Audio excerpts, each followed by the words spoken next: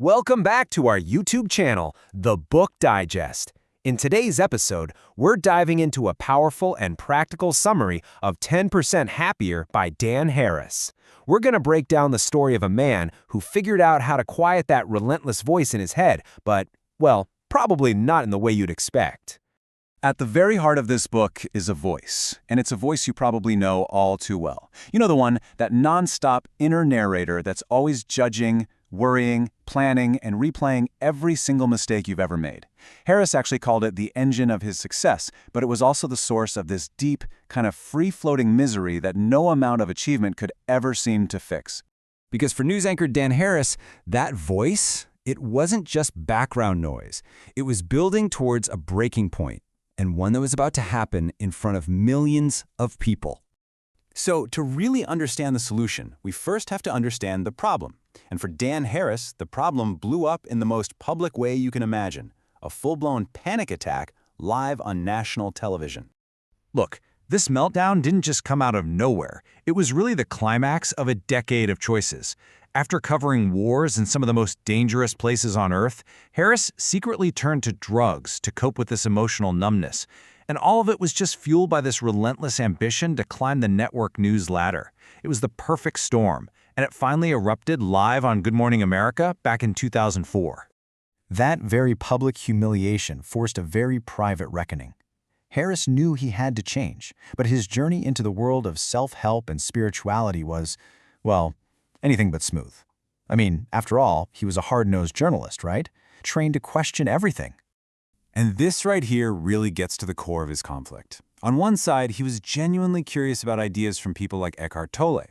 But on the other side, his journalist's brain was just completely turned off by the lack of proof, the celebrity hype, and what really just felt like pure wishful thinking.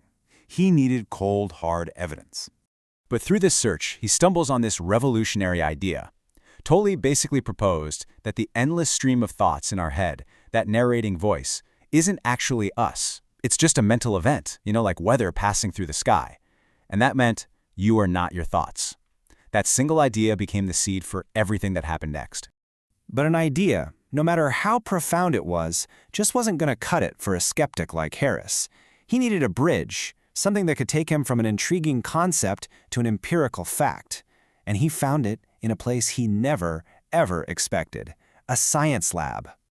This was the absolute game changer. Neuroscientists were finding that meditation wasn't just some vague spiritual thing. It literally, physically, rewires your brain. Get this, studies showed it actually thickens the gray matter in areas responsible for self-awareness. And, incredibly, it can shrink the amygdala, your brain's built-in panic button. All of a sudden, this ancient practice had a scientific framework that a skeptical mind could finally buy into. So, convinced that there was something real here, Harris finally committed to learning the how. He went looking for a teacher who could just strip away all the spiritual jargon and show him the actual mechanics of it.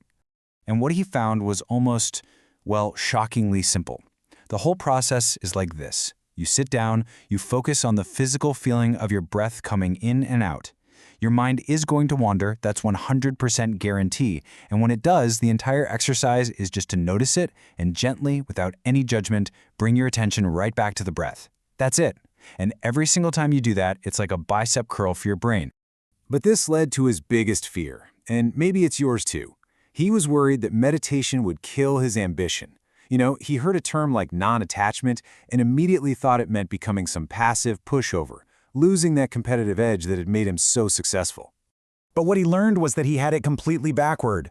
Non-attachment isn't about not caring. It's about caring deeply about the work you're doing, about the quality of your effort, but letting go of that obsessive, anxious grip on what happens in the end. So what does that mean? It means it's not a loss of drive, it's a purification of it. You keep all the motivation, you just ditch the crippling anxiety. And to actually use this stuff in the real world, he learned a practical tool called RAIN.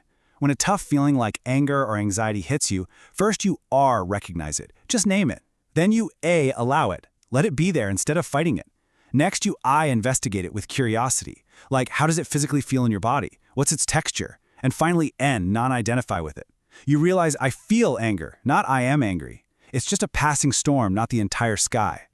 So after all of this, the panic attack, the skeptical search, the science, the practice, what was the actual payoff? Well, the book's title pretty much says it all. This isn't about reaching some magical state of enlightenment or becoming a totally new person. It's about a modest but incredibly meaningful upgrade. Just 10%. And the beauty of this whole idea is its honesty. You don't have to become some new, blissed-out version of yourself. The goal is just a tangible improvement, a slight reduction in how you react to things, a small increase in your calm. And this is the core of everything. The ultimate payoff isn't some mystical state.